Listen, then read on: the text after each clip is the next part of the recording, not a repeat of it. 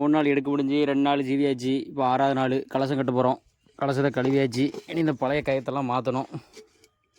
பழைய கயிறை மாற்றிட்டு கொஞ்சம் சுண்ணாம்பு தடவிட்டு கட்டிட வேண்டியதான். மக்களே, பழைய கயிறெல்லாம் வெட்டியாச்சு. புதுசெல்லாம் களையத்தில் நல்லா கழுவி வச்சுருக்கு. இது பழைய களையம், அதனால் நம்ம இதை சுட வேண்டாம். இதே புது களையமாக இருந்துச்சுன்னா நம்ம தணலில் வச்சு சுடுற மாதிரி இருக்கும். அதை இன்னொரு வீடியோ போடுறோம். இப்போ இதை கயிறு கட்டி இன்றைக்கி நம்ம எப்படி கட்டுறதுங்கிறத பார்ப்போம். கயிறு கட்டியாச்சு. அடுத்து சுண்ணாம்பு தடவிட்டு நல்லா கட்டிட வேண்டியதான். இது பனைமட்டையில் உள்ளது தான். மொதல் நாளுங்கனால கொஞ்சம் நல்லா தட வேண்டியிருக்கும். அதுக்கப்புறம் பயணி போகிறது ஒரு தடவைனாலே போதும்.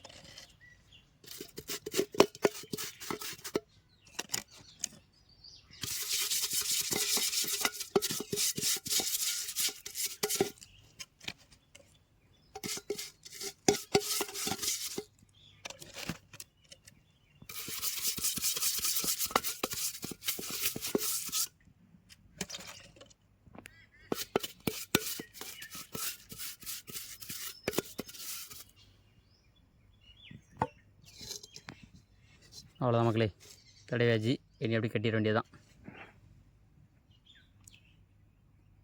பல தடைகளை தாண்டி இந்த வருஷத்தோட முத கலசம் கட்ட போகிறோம். நல்லபடியாக பயணி வரணும்னு வேண்டிக்குவோங்க.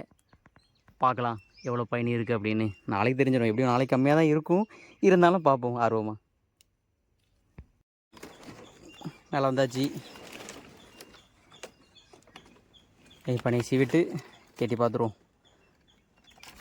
எனக்கே ஆர்வமாக தான் இருக்குது. பயணி எவ்வளோனா இருக்கும், இவ்வளோ போடுமா போடாதான்ட்டு பார்க்கலாம். மக்களே, கட்டியாச்சு.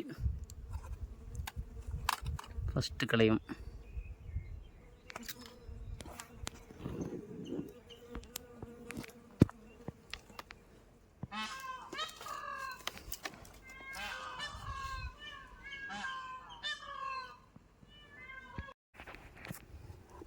இந்த கேப்லாம் விடக்கூடாது. விட்டால் அணில் எலி எல்லாம் பிடிச்சிட்டு போயிடும். அதனால் மடக்கோலை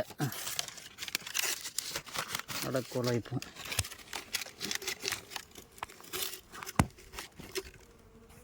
இந்த மாதிரி மடக்கோலை வச்சா அணில் எலி அந்த மாதிரி உள்ளே போகாது.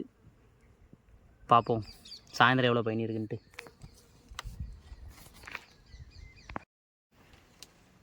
மக்களே, 2வது களையும் கெட்டியாச்சு. இதுக்கும் மடக்கோலை வச்சு வச்சாச்சு. மொத்தம் 3 களையும் எடுத்துகிட்டு வந்தோம். ஒரு களையும் மட்டும் கெட்டலை, காஞ்சி போச்சு 2-3 பால், அதனால் அதுக்கு கெட்டலை.